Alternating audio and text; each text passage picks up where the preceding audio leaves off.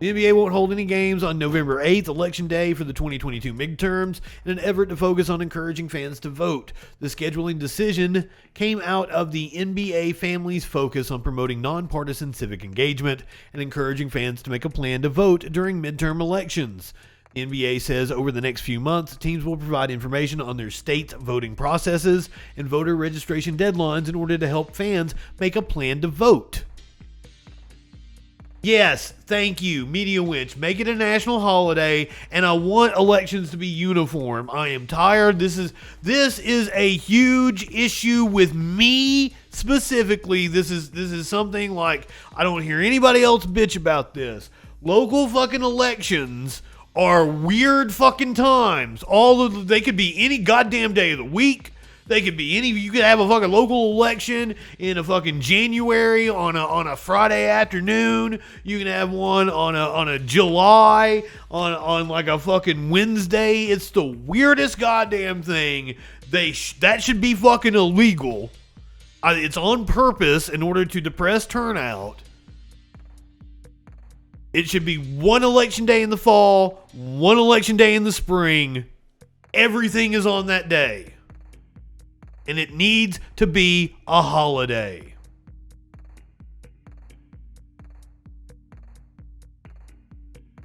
Just saying. And that is a cause I am incredibly passionate about. Additionally, the Monday before Election Day, the league's 30 teams will play in games to promote civic engagement and also to encourage fans and staff to vote. It's unusual. We don't usually change the schedule for an external event. James Cadigan, the executive director of the National Basketball Social Justice Coalition, told NBC, voting and Election Day are obviously unique and very important to our democracy. So, mad props to the NBA. And it's looking to be a doozy of a fucking election because right-wingers, you thought they were coping and seething after the 2020 election. Let me tell you, all of them are 100% convinced that there is going to be a blowout in favor of Republicans and that Republicans are taking over the Senate and the House.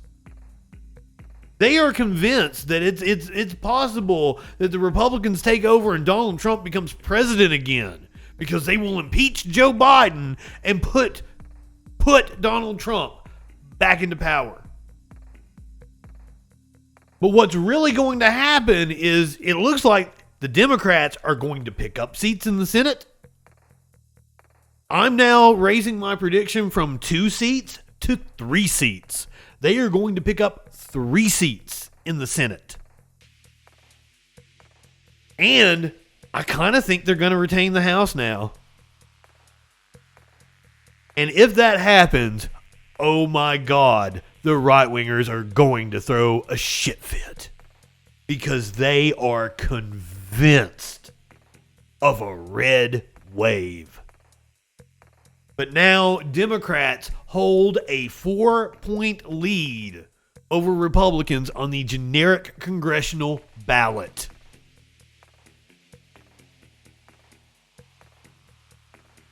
Democrats are leading Republicans by 4 percentage points on a generic congressional ballot. A Politico Morning Consult poll released Wednesday found 46% of registered voters would choose the Democratic candidate compared to 42% who would choose the Republican if the election for Congress was held in their district today. Yeah, they're going to scream. They're going to scream that the election was stolen. I'm assuming this is all Roe v. Wade related. I'm assuming there's an actual backlash to Roe v. Wade. We all thought like it wasn't going to happen and that people were going to be more apathetic about it. But it has clearly... Roe v. Wade and the January 6th hearings, both have been successful. God, I don't want to say successful. It's a weird way to call the Roe v. Wade overturning Casey... the Casey decision, Casey v. Planned Parenthood.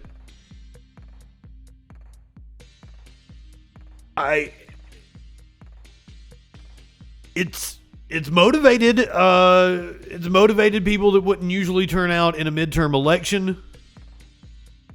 We're going to see turnout that rivals 2018 when everybody was coming out to vote against Donald Trump. Quite possibly we might exceed. And if we exceed that turnout, it's a lock for Democrats to keep Congress.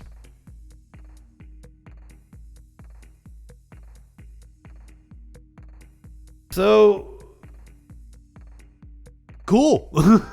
Cool. But now what happens? What happens in the second half of a Joe Biden first term when there's a clear mandate? Okay, we're going to talk about how the Mar-a-Lago raid affected the polls, but it's galvanizing. It's galvanizing. It has helped Donald Trump. But it's probably also helped Democrats, you know? It's this weird effect that's happening. Poll is the latest showing Democrats just outpacing their Republican counterparts on a generic congressional ballot. Another recent survey showed more respondents supporting the Democratic Party controlling Congress than the Republican Party. And here, let me get more granular with you. You say, well, Justin, that's just the generic ballot. Well, the actual candidates are outperforming the generic ballot. The actual candidates are outperforming the generic ballot. Mandela Barnes. New poll shows Mandela Barnes with a lead over Ron Johnson. A 7-point edge, not a 4-point. That was the generic ballot. Mandela Barnes. This will be a pickup for Democrats. Mandela Barnes is up 7 points over the Senate's dumbest member, Ron Johnson. And it looks like all the Democrats are up in Wisconsin. That the governor's race is also going to go Democratic. Two-term incumbent Senator Ron Johnson is trailing his Democratic opponent by 7 points. This is in the latest Marquette Law School poll. Oh, I'm sorry. Yes, Tuberville is in the running for dumbest senator now. I keep forgetting about him, and I don't know how. I troll him almost daily. Lieutenant Governor Mandela Barnes, who formally clinched the Democratic nomination last week, widened a 2-point lead he held over Johnson in June, with Wednesday's survey showing 51% of respondents supporting Barnes over 44% who backed Johnson. Johnson's unfavorable rating is at 47%. Barnes's unfavorable ratings are at 22, and he had a 37% favorable rating. 30% though said they hadn't heard enough. I mean, he is new on the scene. But man, looks like some young blood that is desperately needed in the Senate. This will be a pickup for Democrats that was unexpected. Mandela Barnes looking to wallop Ron Johnson. You gotta love it. You gotta love it. Let me give you another one. That might be unexpected for you. This is not a seat anybody has been saying that Democrats are going to pick up. Val Demings is leading Marco Rubio in Florida Senate race by 4 points.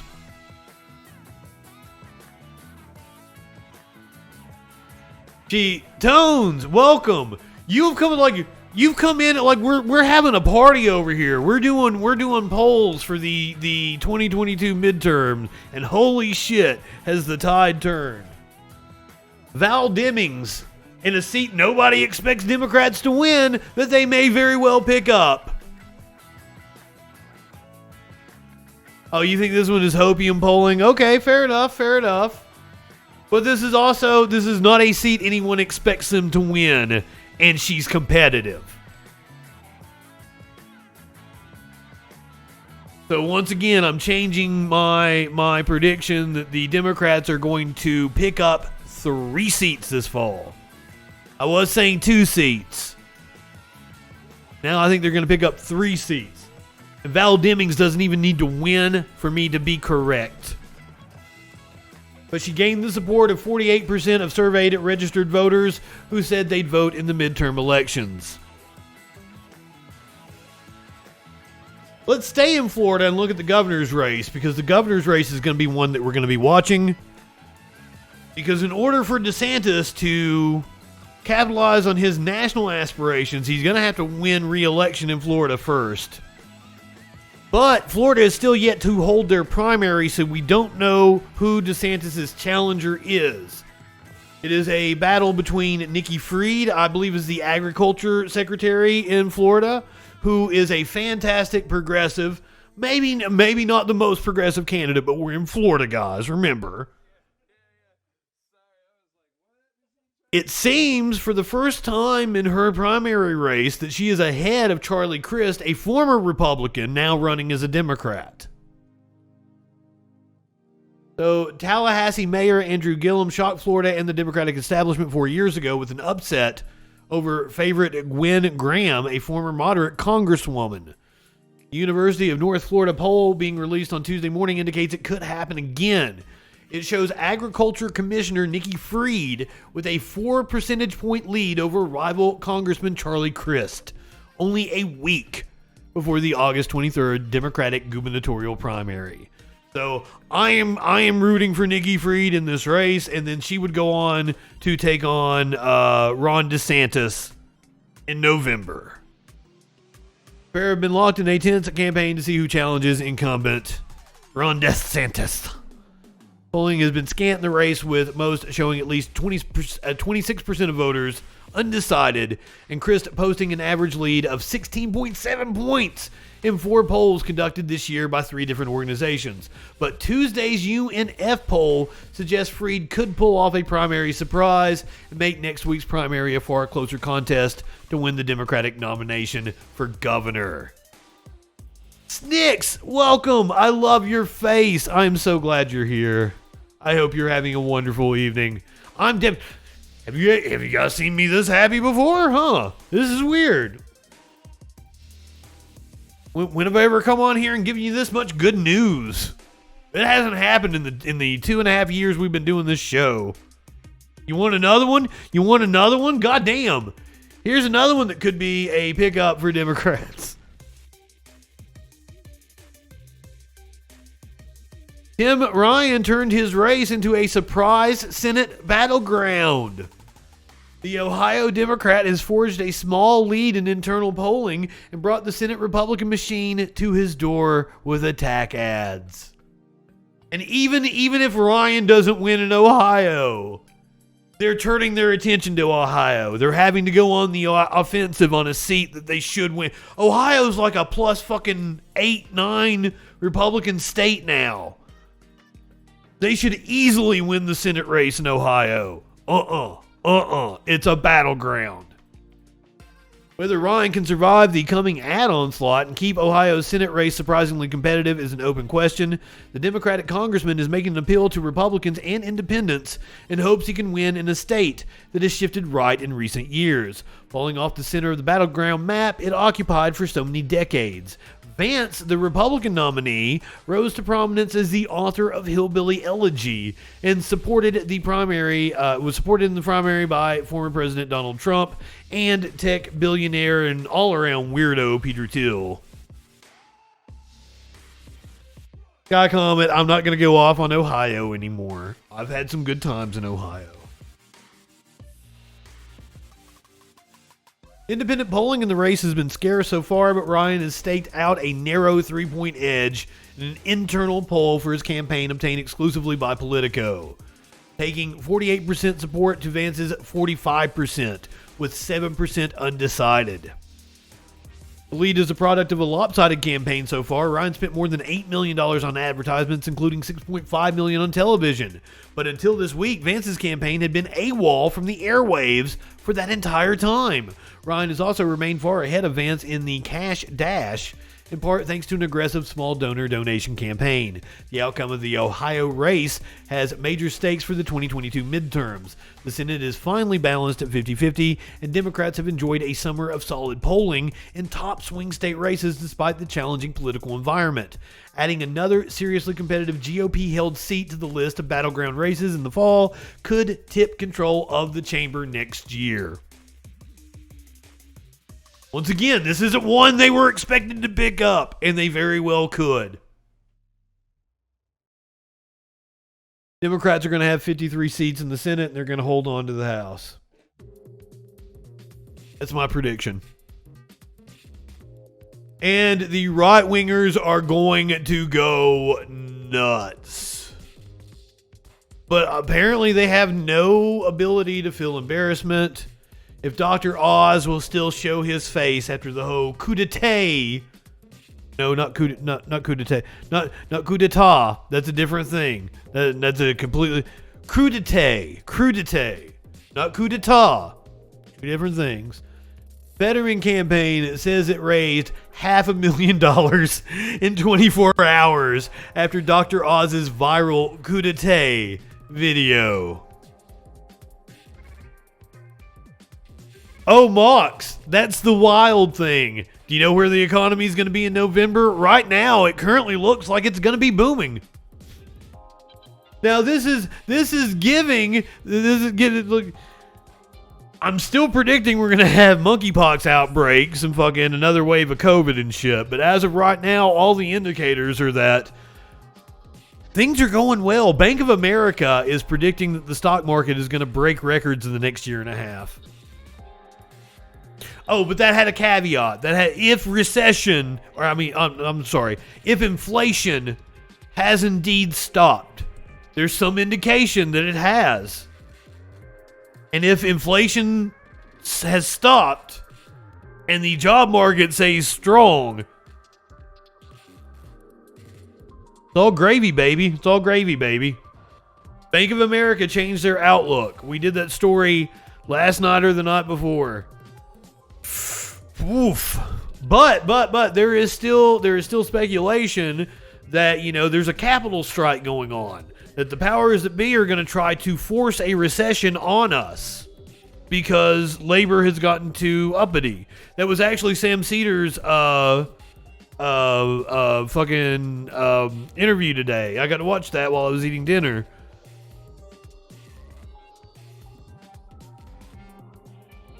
RB celebrating his 12th anniversary moving out of Ohio. Congratulations, RB. I need like a celebrate like fucking Sam Cedar has the shofar. I need a celebratory thing. I don't know what I've got that I can play. Oh, Maynard's not impressed. Maynard's not impressed with your anniversary. That's what you get. Pennsylvania Lieutenant Governor John Fetterman's Senate campaign said it reaped a $500,000 fundraising windfall in just 24 hours after a video of his opponent, Dr. Mahmet Oz, went viral. And this was an older video. I don't know why it got so much attention this week, but it is funny. If you guys want to watch it, let me know if you haven't seen it. The single-day haul was well above the campaign's average donation rate. The spike in donations came after a video recirculated online showing Oz walking in a grocery store complaining about the prices of ingredients needed to make coup d'etat. He got the name of the store wrong. Is there a link to it? Why not? Why not watch it again? Why not watch it again?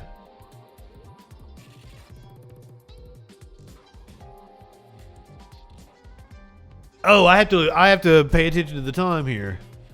I believe I have fixed the ad break issues. I think we're cool now. I don't think you guys will be getting an onslaught of ads. I think I'm in control of when you will see ads and that they will exclusively play. Other than maybe you're going to get like a 15 or a 30 when you first come in or some shit. They will exclusively play during the time where I'm playing an ad and I'm taking a piss break. So you guys don't have to miss any of the show, even if you're not a subscriber. More like Cruda don't. Good one, Snicks. Oh, RB, yes, Maynard. Well, Maynard was one of my cats. Since we moved in here, he tends to sleep in her room and not mine. He is not in here. My Smokey and Socks are in here with me, and they stay in here with me pretty much when I'm in here. Maynard? Nope. Nope. Maynard was one of my cats. Oh, do you not know about Maynard, RB? That is my cat, Maynard James Kitten. Maynard James Kitten. Oh, there have been like parody accounts pop up. Where like it's the whatever grocery shop that he said he was at. Wegmans?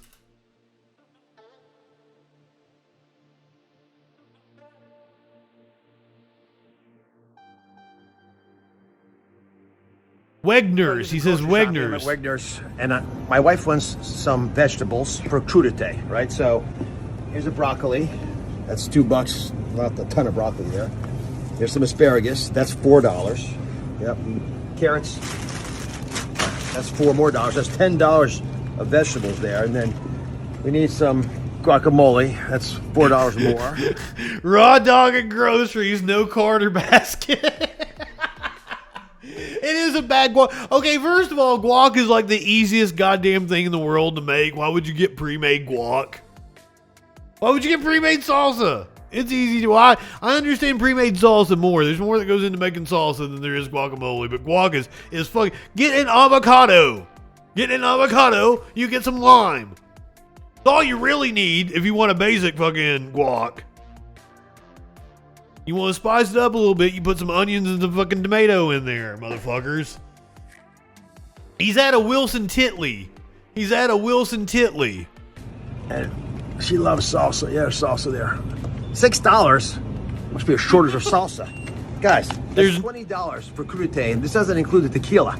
I mean, I will say there is like a tomato shortage going on because of all the droughts. That is a thing. But that was not going on in April when he made this video. That's outrageous. Jordy, this Dr. Oz news. He's a millionaire. It's outrageous. It's outrageous.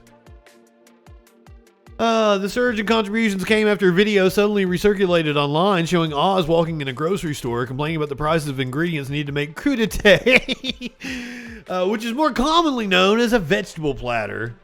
I'm at Wegner's, Oz says, apparently combining the name of two separate grocery chains, Wegmans and Redner's. Fetterman's campaign seized on the video, holding it up as further evidence that the Trump-endorsed celebrity doctor was out of touch with average Pennsylvanians. And you know what? Since we're talking about Fetterman, this was just a reason for me to make fun of Oz again and tell you guys that Fetterman is kicking his goddamn ass. Fetterman is indeed up in the polls in Pennsylvania, and I don't even need to show it to you. Raw dog groceries. That's what he was doing.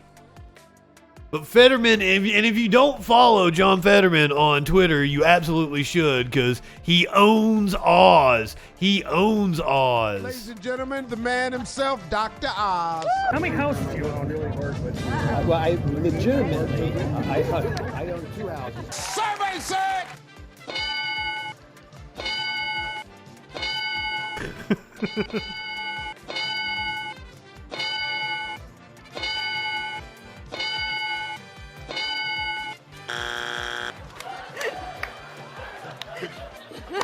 Rich people think different. Oh, that is so good. See, I hadn't watched this ad yet. I knew the house thing was going on. I saw that clip. Man, they're so quick about getting this fucking shit up. Man, Fetterman's campaign, brilliant. You're going to be hearing a lot about Fetterman in the coming 10, 15 years. This man may one day be president. Ladies and gentlemen, the man himself, Dr. Oz. How many houses do you own? The way they stitched together Steve Harvey throughout this. Mwah. Oh my God, the editing is so well done. I legitimately, I own 2 houses. Survey said.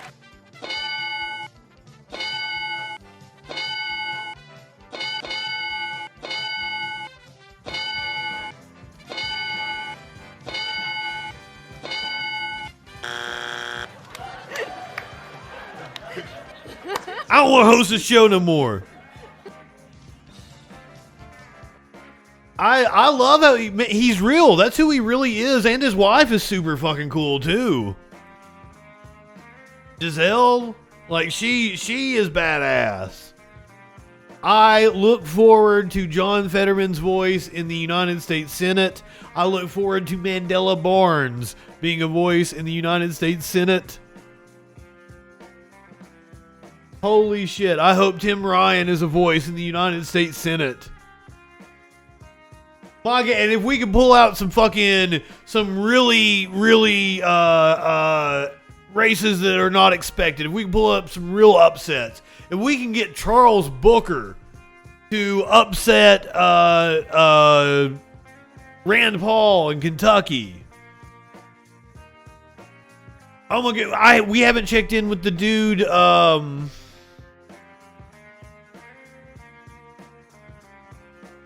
Chambers in Louisiana, I think it is. Plug it up.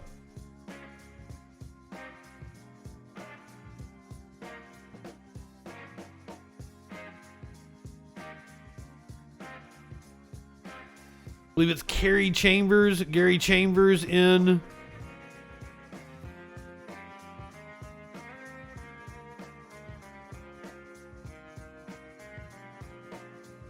yes, U.S. Senate candidate Gary Chambers on the left there. If we can pull that one out in Louisiana, fuck, that would be awesome. I'm not seeing any polling.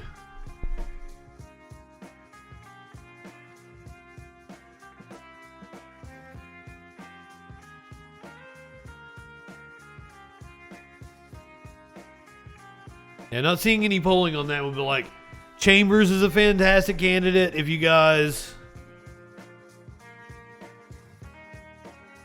he keeps putting out bangers.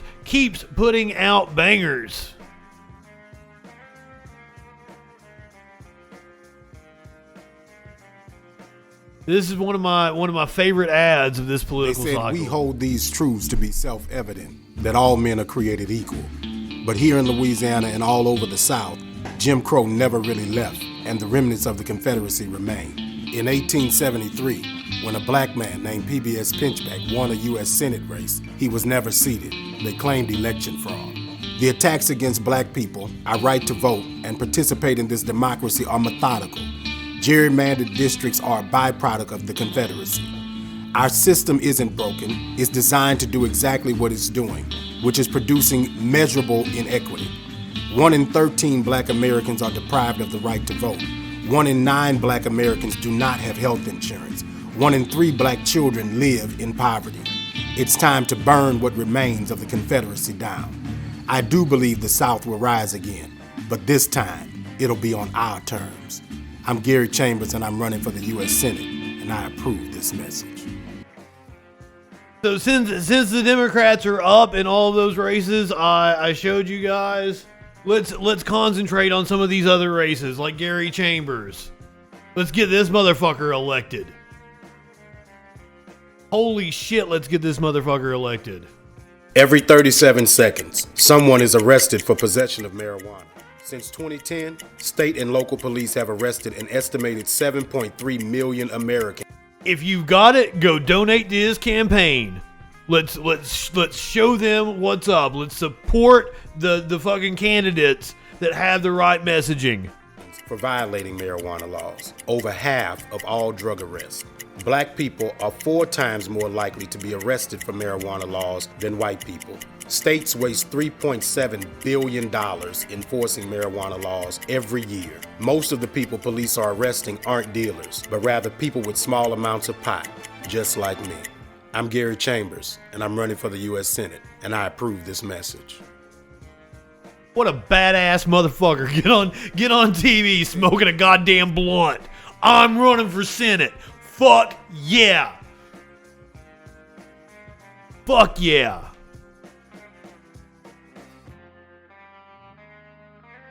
Let me introduce you to Charles Booker, if you haven't met Charles Booker.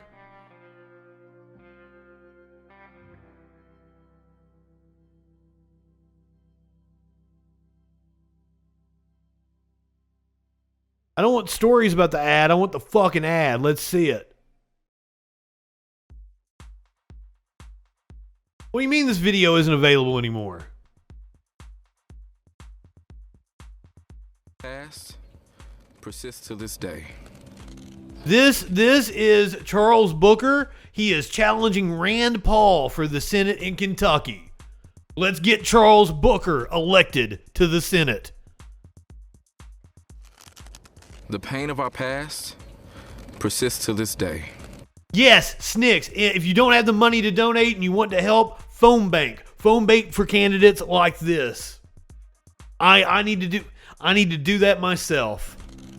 In Kentucky, like many states throughout the South, lynching was a tool of terror. It was used to kill hopes for freedom. It was used to kill my ancestors. Now, in a historic victory for our Commonwealth, I have become the first Black Kentuckian to receive the Democratic nomination for U.S. Senate. My opponent, the very person who compared expanded health care to slavery. The person who said he would have opposed the Civil Rights Act. The person who single-handedly blocked an anti-lynching act from being federal law. The choice couldn't be clearer. Do we move forward together? Or do we let politicians like Rand Paul forever hold us back and drive us apart? In November, we will choose healing. We will choose Kentucky.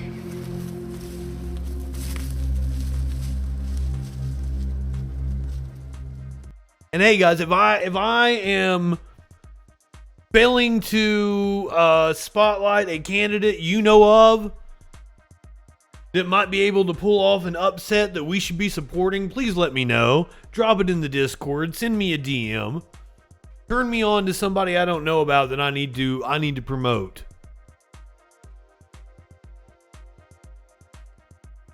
But those are two that I really want to focus on now. Charles Booker and Gary Chambers. Two seats that shouldn't be winnable at all. Let's win them. Let's fucking win them. Show me more, guys. Show me more. Let's fucking let's make them cope and seethe in November.